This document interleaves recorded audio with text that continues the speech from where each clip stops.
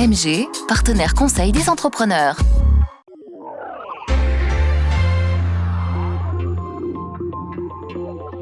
Alors aujourd'hui on se retrouve à l'hôpital de Chambéry puisque l'association de lecture plurielle collabore depuis plusieurs années avec la mission culture de l'hôpital. Et donc dans ce cadre-là, on propose à des auteurs qui sont présents au festival de venir en résidence dans des services de l'hôpital. Et donc en 2019, c'est l'auteur Irina Teodorescu qui est venue en résidence pendant 2 jours au service des soins palliatifs.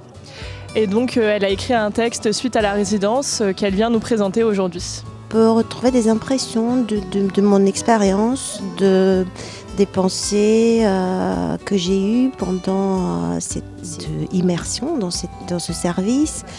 Alors ça parle de la douleur parce que c'était les soins palliatifs. Les soins palliatifs sont des soins contre la douleur, pour pallier à la douleur.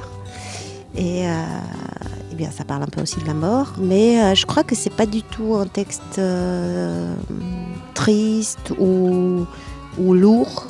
Enfin, je l'espère en tout cas. Je pense qu'il y a un peu une dimension poétique. Pourquoi les soins palliatifs ? Parce que on m'a demandé de choisir entre plusieurs unités de l'hôpital.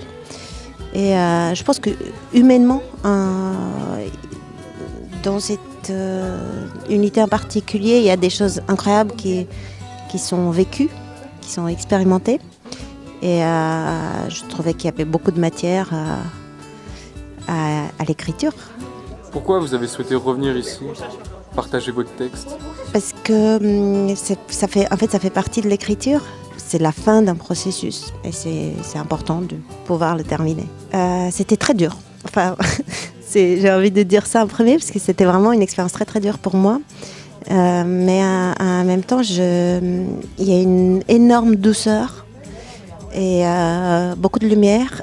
Et voilà, je trouve que c'est bien que ça existe et c'est bien pour moi de le savoir et de voir comment ça se passe vraiment. Et je raconte ça dans mon texte, comment ça se passe quand on est patient, quand on est accompagnateur de patients, quand on est médecin, quand on est infirmière.